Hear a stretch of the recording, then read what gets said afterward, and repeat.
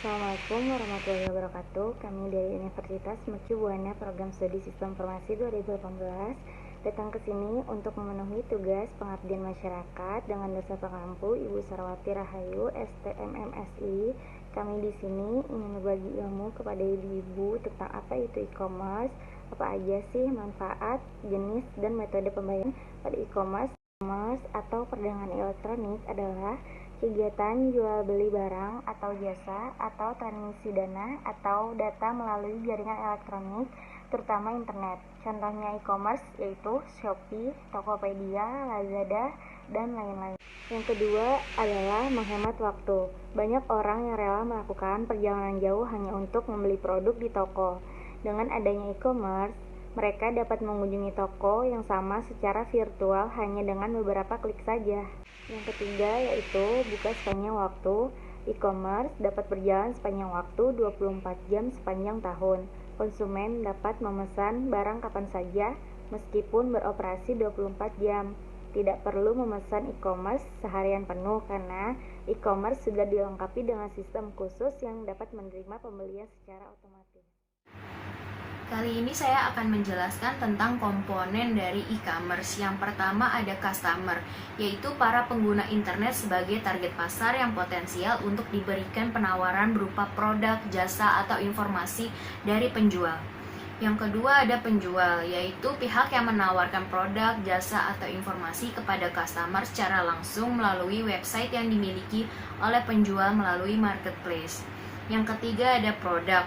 Pada e-commerce, penjual dapat menjual produk digital yang dapat dikirimkan secara langsung melalui internet. Yang keempat ada fasilitas. Fasilitas pasar menggunakan media elektronik berupa perangkat keras, perangkat lunak, dan sistem jaringannya. Lalu yang kelima ada front end, yaitu aplikasi yang dapat berinteraksi dengan pengguna secara langsung. Proses bisnis pada front end ini berupa portal penjual, katalog elektronik, shopping chart, mesin pencari, dan payment gateway.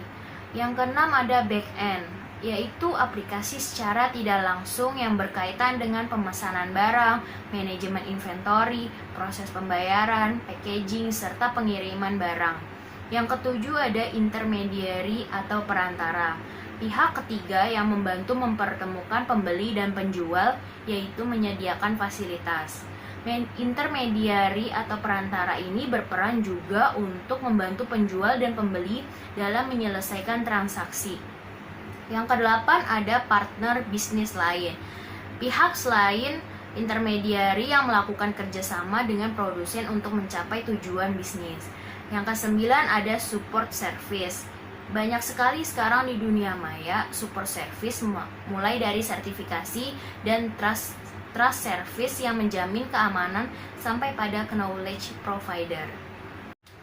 Selanjutnya saya akan membahas metode pembayaran e-commerce. Metode pembayaran pada e-commerce ada 3. Yang pertama pembayaran elektronik menggunakan internet banking, kartu kredit atau debit, atau uang digital seperti GoPay, OVO, Link Aja, atau Dana, atau yang lainnya. Yang kedua pembayaran cash on delivery atau biasa orang menyebut dengan COD, yaitu pembayaran yang dilakukan secara langsung ketika pengiriman paket datang. Disitulah customer dapat membayar secara langsung kepada kurir yang mengantarnya. Yang ketiga adalah pembayaran lewat transfer. Customer akan mentransfer ke nomor rekening penjual sesuai total harga paket. Setelah membayar, customer akan mengirimkan bukti pembayaran kepada penjual, lalu penjual akan memproses barang yang akan dikirimkan. Oke, yang selanjutnya itu ada jenis-jenis e-commerce. Yang pertama ada business to business. E-commerce ini terjadi ketika transaksi dilakukan antara dua belah pihak sebagai pelaku bisnis yang memiliki tujuan sama. Contoh jenis e-commerce ini yaitu produsen dan supplier yang saling berinteraksi secara online. Dan yang kedua itu ada business to customer. Business to customer terjadi ketika pemilik toko menjual kepada konsumen. Dan ini seperti retail online, biasanya berfungsi pada model bisnis ke konsumen, termasuk dropshipping. Dan ketiga itu ada customer to customer. Ini adalah jenis e-commerce di mana konsumen memperdagangkan produk, layanan, dan informasi satu sama lain secara online. Transaksi ini umumnya dilakukan melalui pihak ketiga yang menyediakan platform online seperti Shopee, Bukalapak, OLX sebagai tempat transaksi. Yang keempat ada customer to business. Ini adalah jenis e-commerce di mana konsumen membuat produk dan layanan mereka tersedia online untuk dijual ke perusahaan. Ini adalah kebalikan dari model perdagangan tradisional business to customer. Contoh populer platform ini yaitu pasar yang menjual foto, gambar, media, dan elemen desain bebas hak cipta seperti iStock. Yang kelima ada business to administration. Jenis niaga ini terjadi ketika transaksi dilakukan secara online antara pihak perusahaan dan pihak administrasi publik.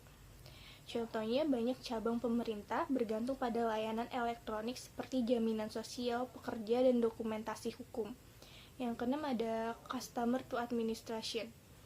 Terakhir, jenis e-commerce ini melibatkan semua transaksi antara perorangan dan administrasi publik atau badan pemerintah. Beberapa contohnya yaitu ada pendidikan, yaitu menyebarkan informasi, pembelajaran jarak jauh atau kuliah online. Contoh kedua ada jaminan sosial, mendistribusikan informasi, melakukan pembayaran, dan lain-lain. Yang ketiga contohnya ada pajak, yaitu melaporkan pembayaran pajak dan melakukan pembayaran. Yang terakhir ada kesehatan, yaitu memberikan info tentang penyakit dan melakukan pembayaran untuk pembayaran kesehatan. Dan e-commerce ini pastinya mempunyai kekurangan. Salah satunya itu pencurian data informasi rahasia yang berharga. Dan gangguan ini mengakibatkan kerugian yang besar bagi si korban, karena bisa saja pelaku menyebarkan informasi rahasia korban kepada pihak-pihak yang tidak bertanggung jawab dan yang tidak berhak. Terus ada juga kehilangan segi finansial secara langsung karena kecurangan, seperti seorang penipu mentransfer uang dari rekening satu ke rekening lainnya, atau dia telah mengganti semua data finansial yang ada. Dan yang ketiga itu ada potensi terjadinya kehilangan kesempatan bisnis atau kerugian pelanggan yang diakibatkan oleh gangguan sistem, misalnya human error dan gangguan listrik tiba-tiba kayak mati lampu. Dan sekian presentasi dari kelompok kami, kurang lebihnya mohon maaf. Wassalamualaikum warahmatullahi wabarakatuh, dan jangan lupa like, comment, share, dan subscribe.